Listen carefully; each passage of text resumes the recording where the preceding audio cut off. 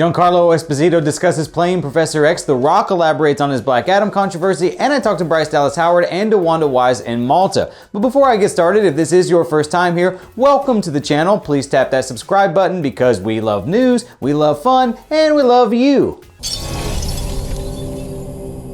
It's the best geek news.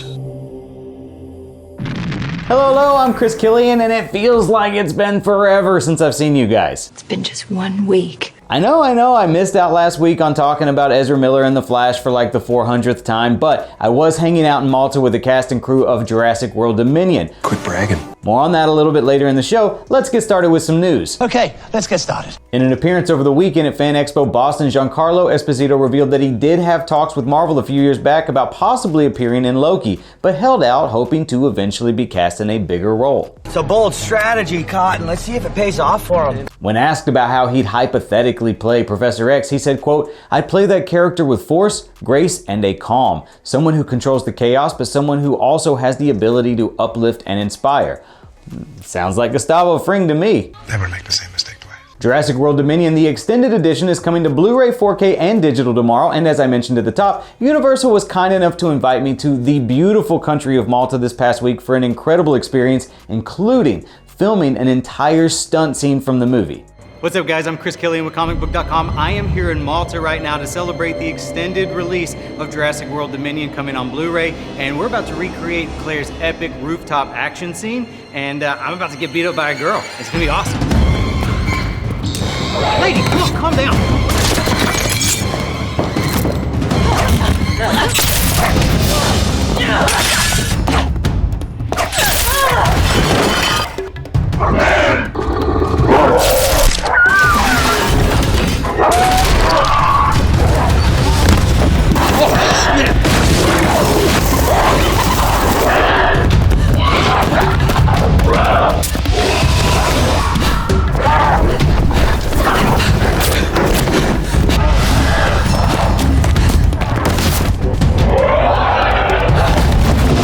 Raptors are scary as Man, stunt people do not get the credit they deserve. I am still so very sore. I also had a chance to chat with Bryce Dallas Howard and DeWanda Wise about what franchise they might want to see crossover in the future with Jurassic, so let's check that out. Do you guys also want to see Dom Toretto get eaten by a Mosasaurus? You know what's really funny about interviews? It's like someone will ask you something and then all that it's taken is like what you actually say. Mm-hmm. So I feel like that happened because someone was like, oh, what should we cross over? And I was like, well, it's Universal, so it makes sense that it would be Fast and Furious. It's your Yeah, it was in response Oh, that was that to, from you? It was in response to a question that I was asked. But also, I maintain my answer because I'm like, they just went to space. Why not? Ouch. Why not? Anything can happen in the Fast universe. Why not dinosaurs? I am a little bit blown away that DeWanda is the one who started this rumor. I don't blame you for it. We could be riding dinosaurs, for example.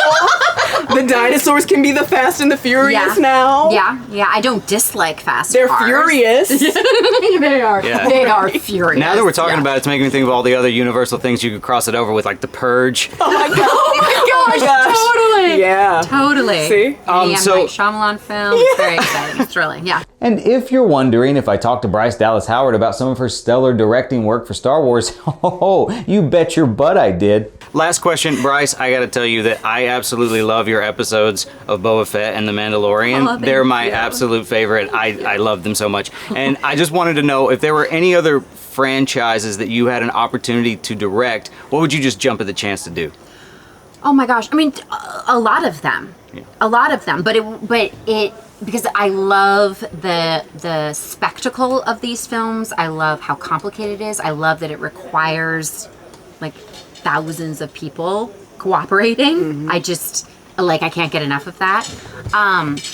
But I don't think I would sign up to something that I didn't have a relationship to in my life organically. So if there was, like I was in a conversation about a franchise that is really wonderful and amazing, but I was like, I'm scared of that world. It doesn't, I don't lean into it. I lean away from it. I don't seek out the other movies. And I feel that if I'm not a person who's like foaming at the mouth to be on set, then I shouldn't be the storyteller. I got more Dominion stuff coming tomorrow, so stay tuned for that. In the meantime, it's Ben Affleck's birthday today, so naturally fans everywhere online are demanding Ben get a solo Batman film. But has anybody bothered to ask Ben himself what he wants to do for his birthday? This weekend, in an interview with Vanity Fair, The Rock drew the ire of fans when he revealed how hard he pushed to remove Black Adam as the big bad in the first Shazam movie so that Black Adam could get his own solo film. Why would you do that? Now The Rock is clarifying those comments by tweeting that one of the primary motivations behind the move was to, quote, protect Black Adam's ruthless and extremely violent tone as we build out the DCEU. And good thing, because if there's one thing DC movies haven't been thus far, it's violent.